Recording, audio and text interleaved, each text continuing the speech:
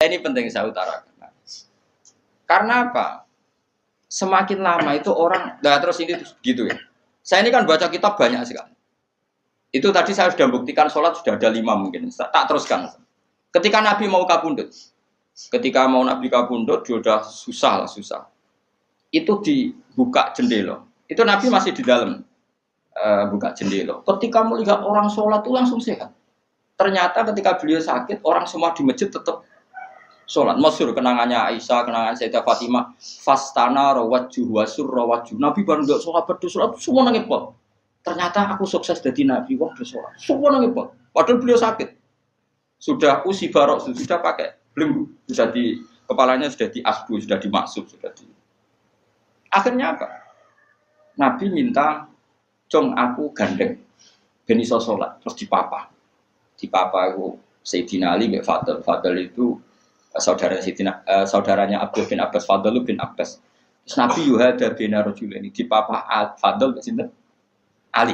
Terus kemudian ikut sholat. Ikut jamaah masyhur. Terus akhirnya Abu Bakar mundur, kemudian Nabi ngimami. Lagi-lagi Nabi bunganya itu krono sholat. Jadi semua kenangannya sahabat itu ya sholat. Karena begitu spesialnya sholat. Ini era sahabat ya, orang-orang yang rasa ini. Karena begitu spesialnya sholat, ketika Rasulullah wafat, intaqala ila rafiqil a'la. Ini dengerin betul ya, Pak. Paling tidak kita pernah punya pikiran kayak orang waras. Jadi kesuwan kayak berpikir orang waras yang ini tak tobat no. Kemudian ketika Nabi wafat, intaqala ila rafiqil a'la. Apa komentar para sahabat? Siapa khalifahnya Rasulullah? Ya orang yang disuruh Nabi sholat. Kata alasan mereka, jabatan negara itu sepele. Wong sholat sepenting itu saja. Abu Bakar sing kon dadi imam. Saya ulang lagi cara berpikir sahabat. Jabatan presiden, jabatan khalifah itu cemen. Wong urusan dunia wae. Wong urusan sepenting sholat wae sing sowan pangeran dikongkon mimpin Abu Bakar. Apa meneh terima urusan dunia ben Abu Bakar. Itu ukurannya kelayakan jadi pemimpin itu juga sholat gitu Pak. Paham ya? Mulane ana kontestasi imam, paham? Tapi gak tapi Gus. Akal-akalan zaman modern itu akal-akalan iki cerita. Mulane tak koi iku zaman sahabat terus akiasno.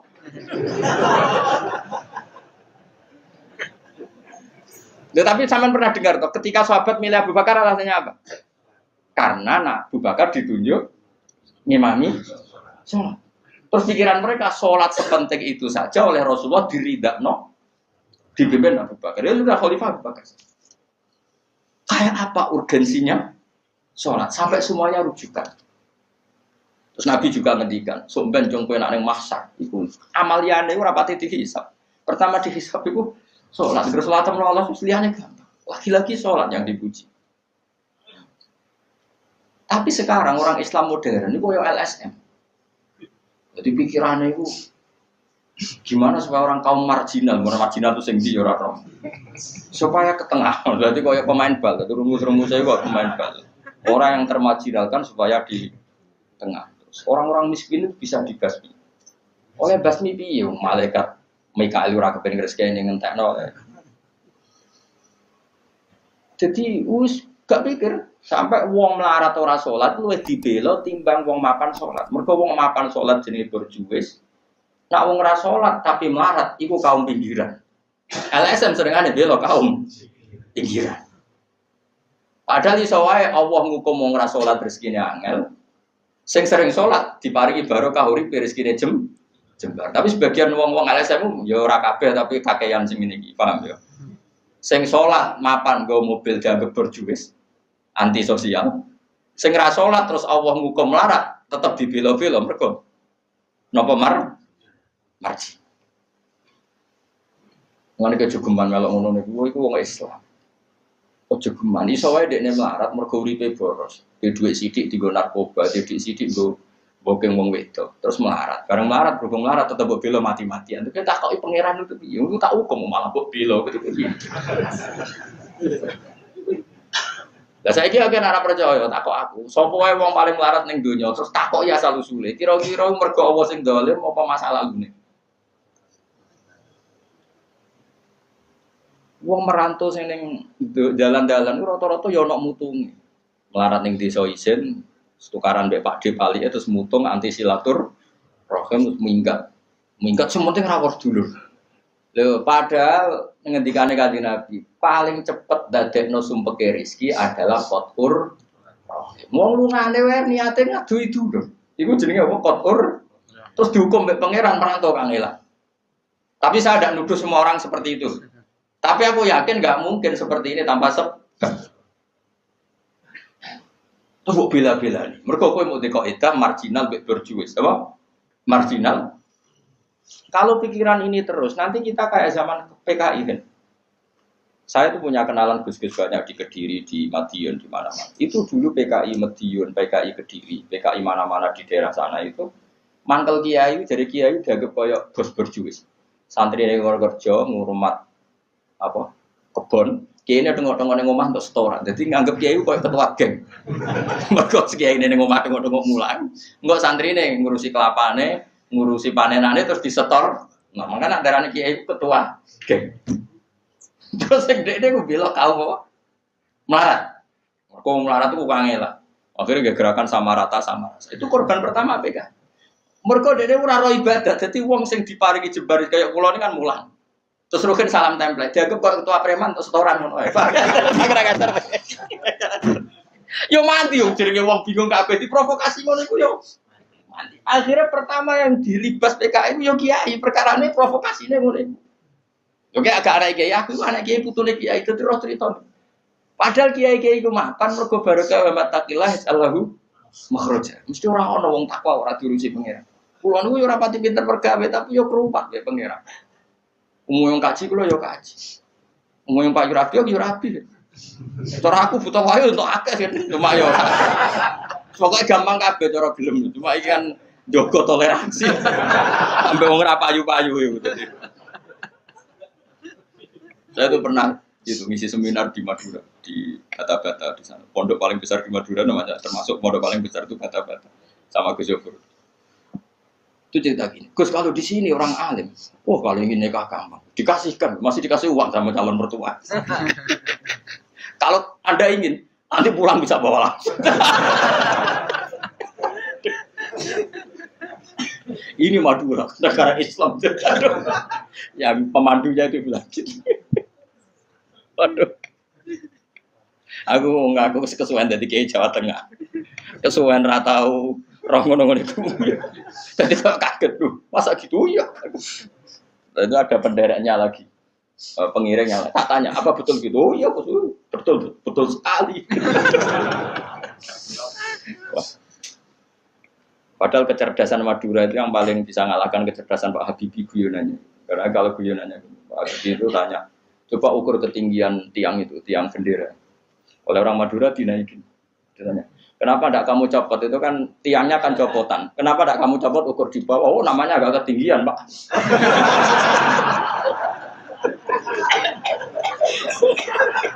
Makanya guyonannya, ya itu guyonan. Habibie itu belum pernah debat kalah kecuali ngadu orang.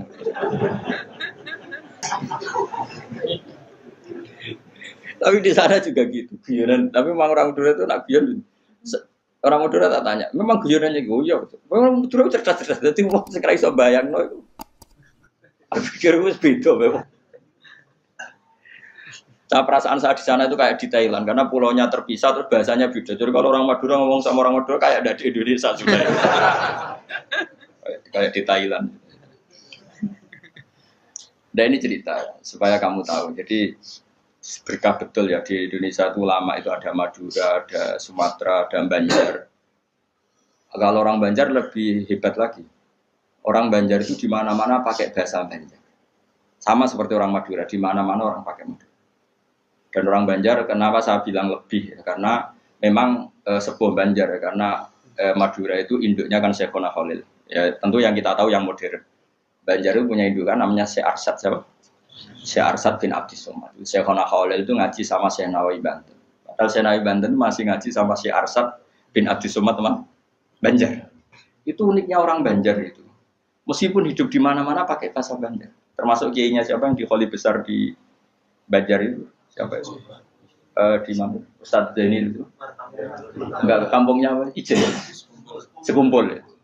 Itu ngajinya di Bangil. Kamu kira ngajinya di mana? Ngajinya di Mbah Zaini itu ngajinya di Bangil. Tapi jangan kira sama orang Jawa enggak, sama orang Banjar. Ngajinya di Bangil. Dan kiainya ya orang Bangil, tapi beliau orang Banjar. Mucalnya pakai bahasa Banjar. Sehingga orang Bangil enggak bisa ngaji sama kiai itu karena ini bahasa apa? Jadi sudah hidup di Bangil itu tetap pakai bahasa Banjar. Kalau kita kan Islam Nusantara, jadi kayak saya itu sering dapat SMS entah berapa sampai lupa saya jumlahnya. Gus saya ini orang Sunda, tolong ya kalau ngaji bahasa Indonesia. Kadang orang Kalimantan, orang Sulawesi. Padahal saya sebetulnya mau fanatik kayak orang Banjar. Tapi wah mata dong. Saya tuh sering dapat SMS itu ya orang-orang apa? Biasanya YouTuber itu. Gus tolong kalau ngasih pakai bahasa Indonesia ini nggak sama sekali nggak paham bahasa Jawa. Ini cerita. Jadi saya mohon sekali ya. Jadi tauhid itu kuatkan. Kalau kamu tauhidnya tidak kuat, cari zitnya. Cari apa? Zitnya. Kalau kamu melogika Allah tidak kuat, lalu sebelum Allah siapa? Kalau masih ada siapa, yaitu saja yang Allah, bukan yang lain. Pokoknya Allah harus yang paling awal. Lalu kalau kamu itu masih janggal, tetap akal kita luwih gampang nompo alam ini wujud karena sebab timbang wujud tanpa sebab. Itu jenenge zit. Paham ya? Karena lebih gak masuk akal sesuatu yang tidak ada menciptakan sesuatu yang ada. Artinya kalau kamu bilang sebelum alam ini ketiadaan, berarti ketiadaan penyebab wujudnya alam. Ya malah gendeng bareng. Barang ra ono kok wujud to barang sing ono. Kakek milih gendeng apa waras? Waras. Makanya agama ini kaumi yakinun bagi wong sing waras. Nah nanti terserah kamu. Nanti karena kita Fatihah. Apa menerima logika karpean? Nah kalau menerima aku iso niru saya tadi, paham ya? Tapi masalah wong niru biasanya ra pas ya. Saya balenin nah. Momone kok harus godo. Oh. Hanya satu punya kenangan buruk sama guru SD. Guru SD nanti sowan kula. Sak kepala sekolahnya sak kru. Gara-gara kurang ajar tenan. Tapi guru SD oknum mboten banget. Mau ada ujian nasional. Ini kisah nyata, mau ada ujian. Ada guru supaya kelulusannya tinggi, ayo udah dibocorno wae. Ya ono didik. Sing guru umume jumburul guru ya jangan nanti kriminal bocorkan ujian itu. Nah, guru yang satu ini setengah tahun mondok. Orang ujiannya mau karena akhirnya dibocor Rokia, iki barang donya kok ora ngajar. Nara percaya tak ono bis balu. Piye gitu. Kowe iku sosowan iki.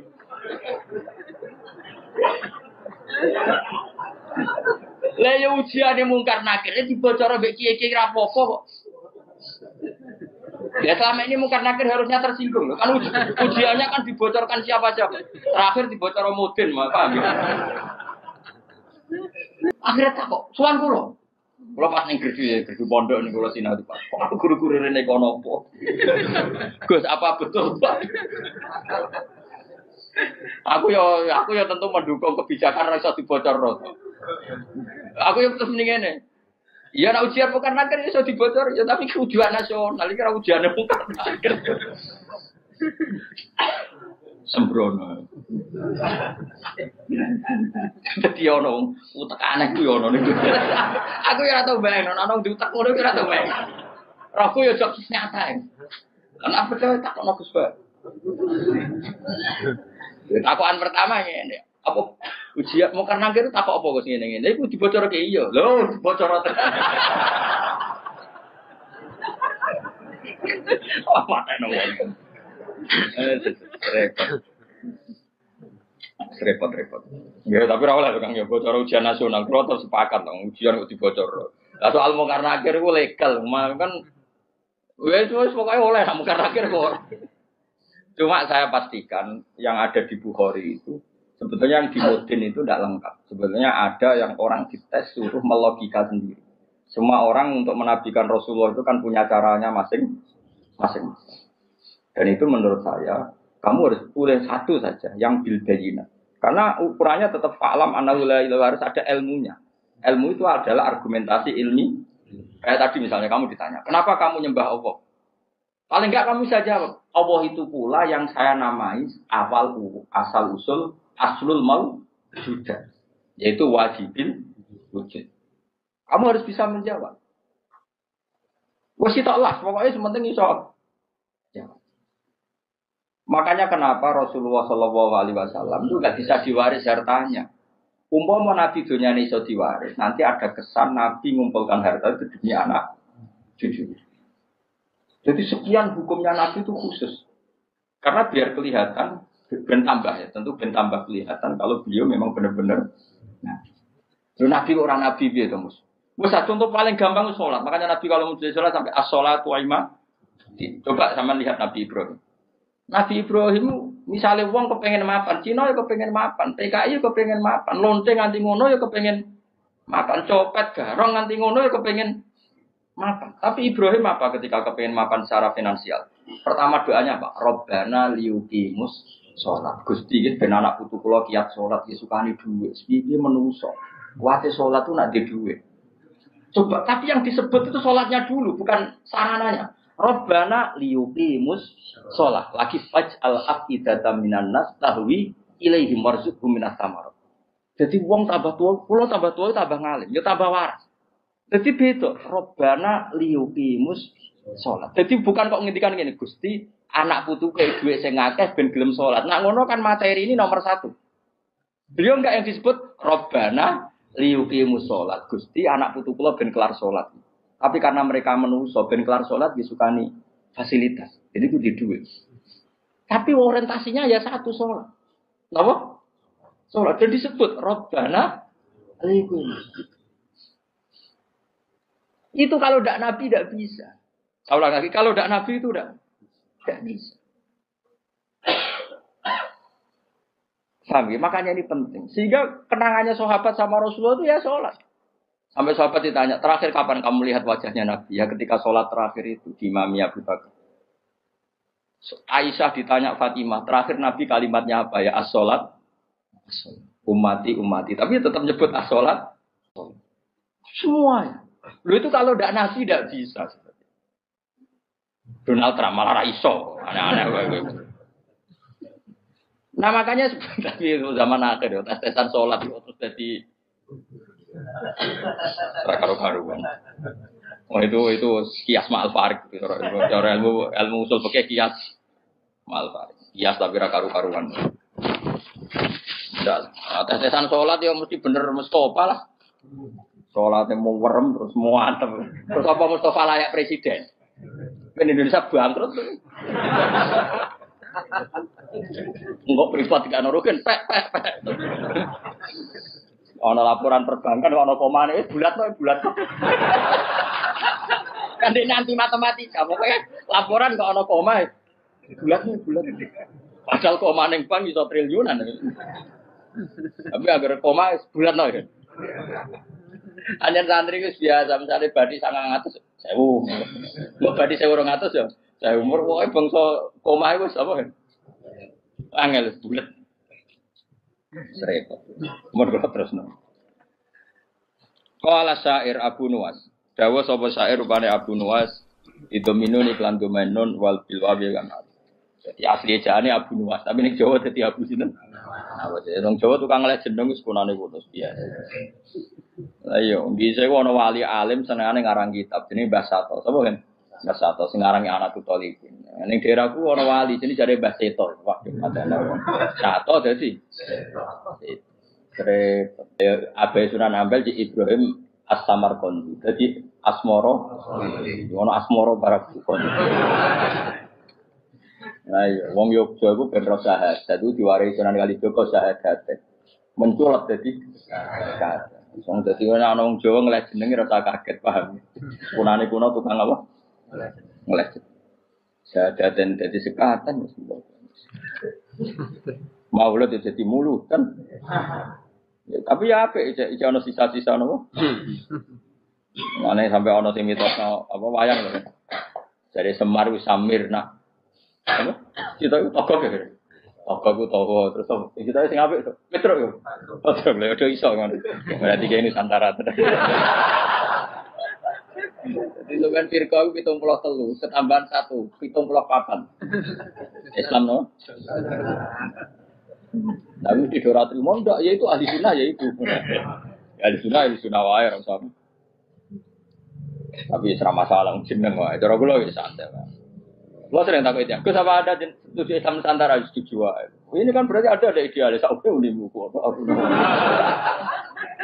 Wong sampean sing ngitung jawabanku ya pangeran ra kowe wae. Wis setuju ra penting, bener-bener pangeran maklum itu ora. Gue ya aneh-aneh wae. Ngono kok takokno, urusane pangeran takok. Qala syair Abu Nuwas. Maca Abu Nuwas. Abu Nuwas ya, ben Indonesia, no? Bener-bener. Idominun wal wawi ismu di jenenge Abu Nuwas iku Al Hasan bin Hani. Wa sababu talqifi utawi sebab dilakopnone Abu Nuwas di Abi Nuwas lan Abu Nuwas iku ngene kana ana iku lahu kedhi Abu Nuwas apa dawa apa. Kanane duweni driji-driji tanusane kang obah-obah terus. Dadi senengane iku ngobah-ngobahno drijine. Kowe cara bahasa Arab iku obah iku maknane nawas, ayat tataharrakani. Obah terus ala adike yang atase pundak Abu Nuwas. Ngucape ngene Bahri Tawil. Dunubi in fakartu fiha kasiratun wa rahmatu rabbi min dunubi awsal. Dunubi utai piro-piro dosa ingsun in fakartu lamun mikir ingsun fiha ing dalam dunub iku kasiratun akeh. Lawa rahmatu rabbi utai rahmati pengeran ingsun min dunubi sangi piro-piro dosa ingsun iku awsal luwih jembar. Dosaku ge kula akoni kathah Gusti, tapi rahmate jenengan luwih jembar. Wa ma toma ilan ora ana te toma ingsun fi solihin ing dalem ngamal saleh. In amil tu umpama lamun ngamal ingsun wa ing saleh. Kula tomak manane arep-arep. Kula arep-arep rahmate jenengan itu bukan karena kesolehan amal saya. Itu tidak cukup. Kesalehan amal kita itu tidak cukup untuk mendapatkan rahmatnya Allah. Karena pasti terbatas. Soleh kita pasti apa terbatas. Walakinani tetapi ini utai saat temen ingsun fi rahmatillah itu rahmati Allah itu atma itu tomak sapa ingsun atau berharap sapa ingsun. Jadi ini arep-arep rahmati Allah mergo jembare rahmati Allah, bukan kapasitas amal kita. Kalau amal kita tidak cukup. Karena misalnya kita sholat, siapa yang menjamin sholat Anda lolos? Atau sesuai kriteria sholat. Tapi nak rahmati Allah mesti jembar.